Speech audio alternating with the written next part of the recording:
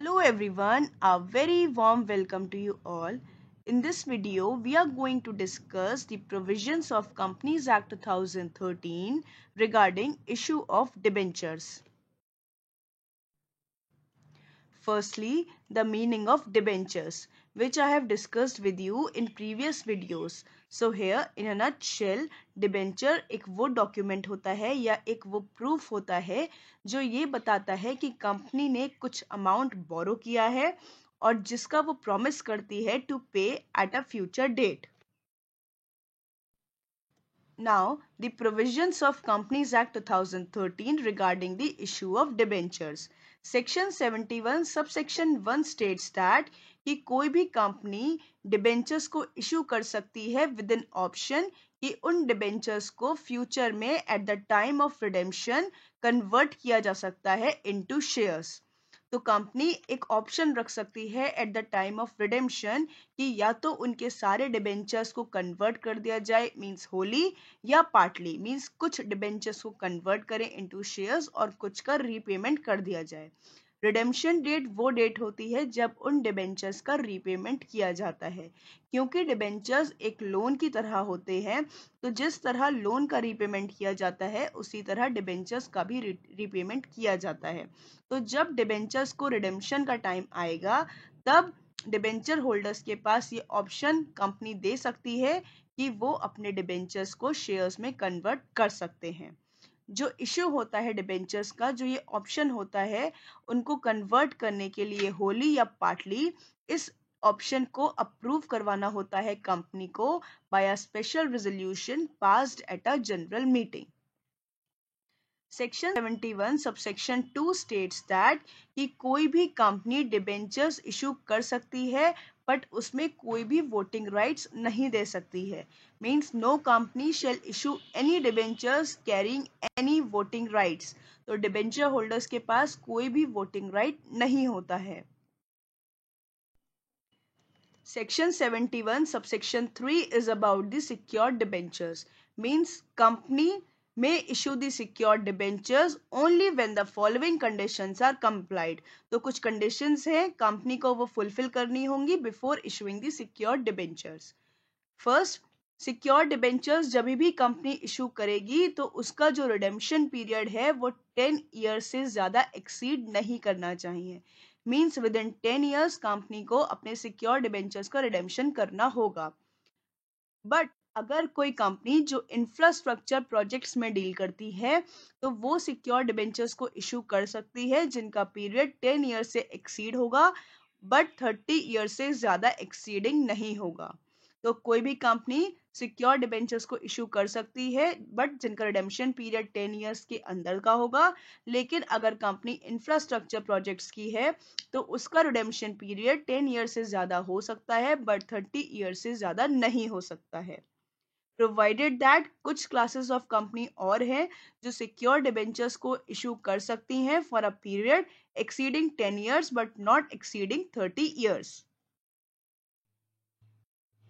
First is setting up of infrastructure projects. Means कोई भी company जो इंफ्रास्ट्रक्चर प्रोजेक्ट्स में डील करती है.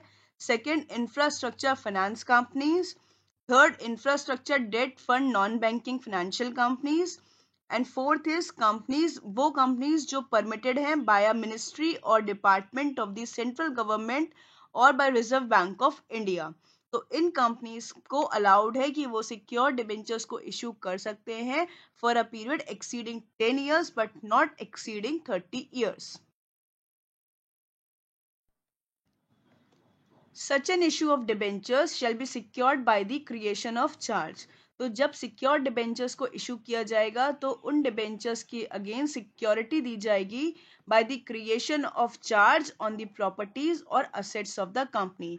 मींस जब कंपनी सिक्योर डिबेंचर्स को इशू करती है तब उसको चार्ज क्रिएट करना पड़ता है. मींस एज अ सिक्योरिटी कुछ देना पड़ता है on the assets of the company या फिर उसकी सब्सिडरी कंपनी या होल्डिंग और इट्स एसोसिएट कंपनी. कितना चार्ज होना चाहिए? कम से कम उतना अमाउंट होना चाहिए which is sufficient for the due repayment of the amount of debentures and interest there on.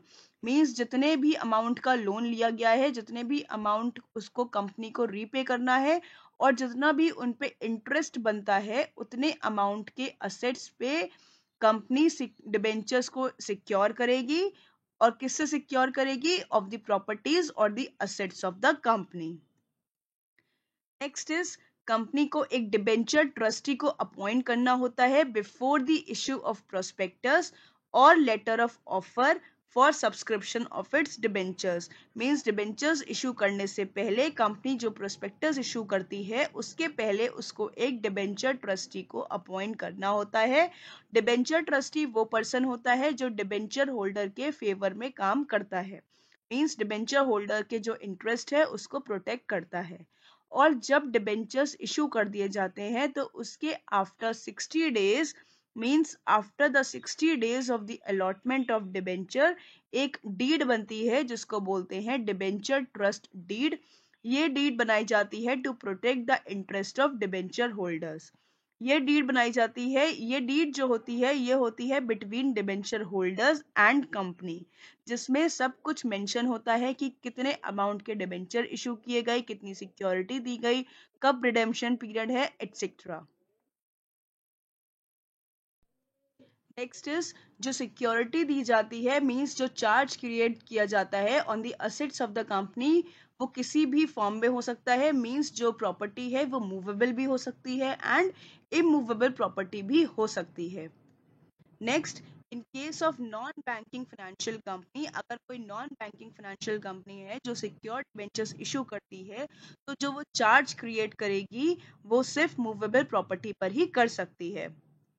Next, अगर कोई कंपनी जो कि गवर्नमेंट कंपनी है, जो कि डिबेंचर्स को इशू कर रही है, सिक्योर डिबेंचर्स को इशू कर रही है, तो उनके केस में कोई भी चार्ज क्रिएट करने की रिक्वायरमेंट नहीं होती है, क्योंकि गवर्नमेंट कंपनीज में गारंटी दी जाती है सेंट्रल गवर्नमेंट की और वन और मोर स्टेट गवर्नमेंट की या फिर दोनों की।